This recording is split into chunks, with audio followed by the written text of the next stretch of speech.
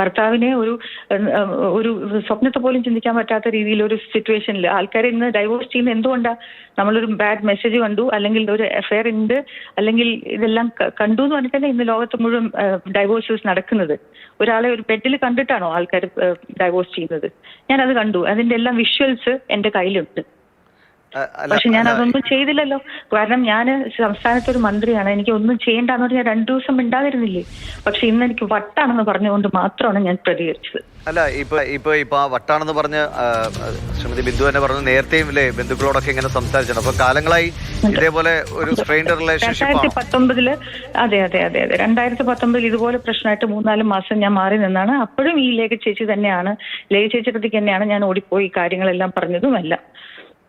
അപ്പൊ ആരാണ് ഈ ശ്രീലേഖ എന്ന് ചോദിച്ചില്ലേ? അപ്പോഴും ശ്രീലേഖ BJPയിലോ ഒന്നും ആയിരുന്നില്ല. അപ്പോ അതിനുശേഷം ശ്രീലേഖയായിട്ട് ബന്ധപ്പെട്ടോ ഇങ്ങനെ പോലീസിന്റെ ഭാഗത്ത് ഇങ്ങനെ ഒരു സമീപനമാണ് ഉണ്ടായതെന്ന് അവരെ അറിയിച്ചോ? ഞാനെല്ലാം അപ്ഡേറ്റ് ചെയ്തിട്ടാണ് ഞാൻ ചെയ്തത്. അവരൊരു കൗൺസിൽ ആവുന്നതിന് മുന്നേ, AGDP ആവുന്നതിന് മുന്നേ എന്റെ ബ്രദറിനെ കല്യാണം കഴിച്ച ആളാണ്. സോ എനിക്കൊരു പ്രശ്നം ഉണ്ടാവുമ്പോ പിന്നെ ആരെ വിളിക്കുക?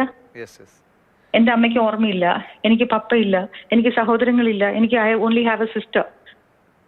എന്റെ മോൻ ഇവിടെ ഇല്ല, ഇറ്റലിയിലാണ്. ഞാൻ ആരെയാ വിളിക്കേണ്ടത്? എനിക്ക് സ്റ്റാഫില്ല, പേഴ്സണൽ സ്റ്റാഫില്ല, എനിക്ക് പദവികളൊന്നുമില്ല. ഞാൻ ആരെയാ വിളിക്കേണ്ടത് പറയൂ? എനിക്ക് വിളിച്ച പോലീസില്ല, സപ്പോർട്ടില്ല. സോ ടെൽ മീ, ഞാൻ ആരെയാ വിളിക്കേണ്ടത്?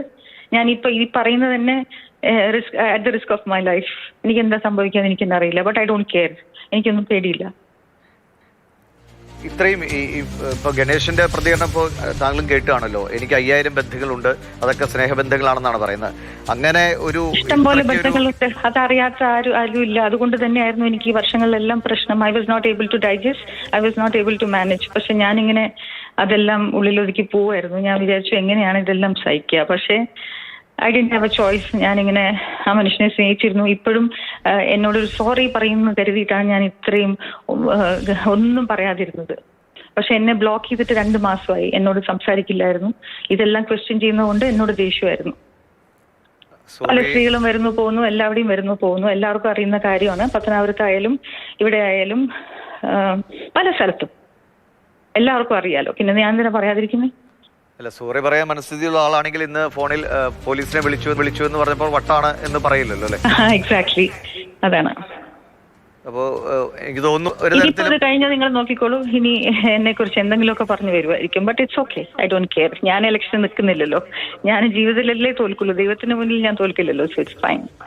അല്ല, എങ്കിലും ഞാൻ ഒന്ന് ചോദിച്ചോട്ടെ, ഇങ്ങനെ ഒരു നമ്മൾ സമീപകാലത്ത് പല ഇഷ്യൂസും പല നേതാക്കൾക്കെതിരെയും ഉയർന്നു നിൽക്കുന്നതൊക്കെ താങ്കളുടെ ശ്രദ്ധയിൽപ്പെട്ടിട്ടുള്ളതാണ്. അപ്പൊ ഇങ്ങനെ ഒരു വളരെ മോശം സാഹചര്യം നേരിട്ടപ്പോൾ അതിനെ നിയമപരമായി തന്നെ മുന്നോട്ട് പോകണം എന്ന ഒരു മനസ്സിൽ അങ്ങനെ ഒരു തീരുമാനമില്ലേ? അതോ വീണ്ടും ഇപ്പോൾ ഗണേഷ് കുമാർ നാളെ ഒരു ടേംസിലേക്ക് വന്നാൽ?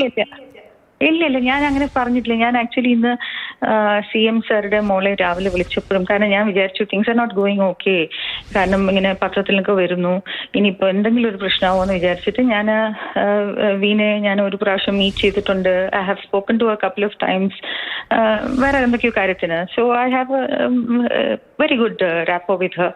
അപ്പം ഞാനിങ്ങനെ വിളിച്ച് കാര്യം പറഞ്ഞു. ഞാൻ ഒരു കംപ്ലൈന്റ് ആയിട്ടല്ല പറയുന്നത്.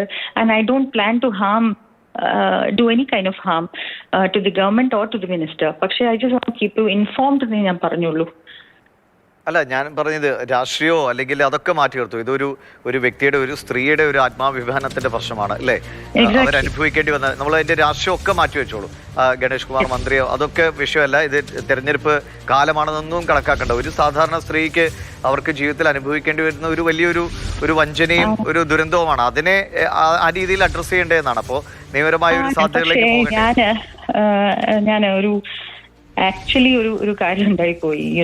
Last many years I have been train to Jesus. അത് എൻ്റെ ഒരു ഫുളിഷ്നെസ് ആയിട്ട് ഈ കേൾക്കുന്നവർ കരുതുമെന്ന് എനിക്കറിയില്ല. പക്ഷെ ഞാൻ കുറേ പ്രാവശ്യം ബൈബിൾ വായിച്ച് എന്നെ അറിയുന്ന എല്ലാവർക്കും അറിയാതെ ഞാൻ എൻ്റെ കയ്യിൽ ചൈൽഡ് ഓഫ് ജീസസ് ടാറ്റു ചെയ്ത് നടക്കുന്ന ഒരാളാണ്. അപ്പോൾ ബൈബിളിൽ ഒരു ചാപ്റ്ററിൽ പറയുന്നുണ്ട്, നമ്മൾ ബിലീവർ ഓഫ് ജീസസ് എന്ന് പറയണമെന്നുണ്ടെങ്കിൽ പിന്നെ അവർക്കിടയിൽ ഒരു ലീഗൽ കേസിന് ഒരു എന്താ പറയുക, ഒരു പോസിബിലിറ്റി ഇല്ലാന്ന്. So I don't plan to go legal and do anything. എല്ലാം ദൈവം എനിക്കെന്ത് പ്ലാൻ ചെയ്തിരിക്കുന്നു അത് കിട്ടുന്ന ഞാൻ വിശ്വസിക്കുന്ന ഒരാളാണ്. എനിക്ക് ആർക്കെതിരെയും പോകാനായിട്ട് ഞാൻ താല്പര്യപ്പെടുന്നില്ല, ആർക്കെതിരെയും കേസ് കൊടുക്കാനും ഞാൻ താല്പര്യപ്പെടുന്നില്ല.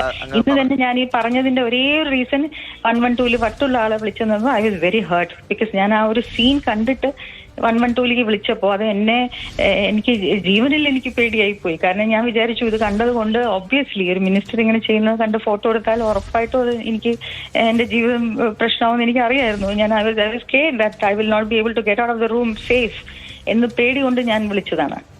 അല്ല, വിശ്വാസപരമായി ഒരുപക്ഷെ താങ്കൾ അങ്ങനെ കരുതാം, പക്ഷേ നിയമപരമായിട്ട് അതിന്റെ സാധ്യതകളാണ്. അപ്പം ഇതിന് ശേഷം പോലീസിന്റെ ഉന്നത തലങ്ങളിൽ നിന്ന് ആരെങ്കിലും വിളിച്ചോ? അപ്പൊ നേരത്തെ മനോജ് എന്ന് പറഞ്ഞ ശരണ്യ മനോജ് ആണെന്ന് ഞാൻ കരുതുന്നു. അദ്ദേഹം അല്ല മനോജ് എന്ന് പറയുന്നത് അച്ഛൻ ബാലകൃഷ്ണ പിള്ള സാറിന്റെ കൂടെ ഉണ്ടായിരുന്ന സ്റ്റാഫാണ്. ഇപ്പൊ ഗണേഷ് കൂടെ ഉള്ളത്. ശരി. അല്ല, വേറെ ആരെങ്കിലും ഗണേഷ് കുമാറുമായി ബന്ധപ്പെട്ടോ അടുത്ത ബന്ധമുള്ള ആരെങ്കിലും ഇക്കാര്യത്തിൽ പിന്നീട് കോൺടാക്ട് ചെയ്യാൻ ശ്രമിക്കുക എന്തെങ്കിലും ചെയ്തോ? ഇപ്പൊ പ്രത്യേകിച്ചും ഇങ്ങനെ ഈ ഒരു തുറന്നു പറച്ചിൽ വന്ന വേളയിൽ എന്നെ ആരും വിളിച്ചിട്ടില്ല. ആരും വിളിച്ചിട്ടില്ല.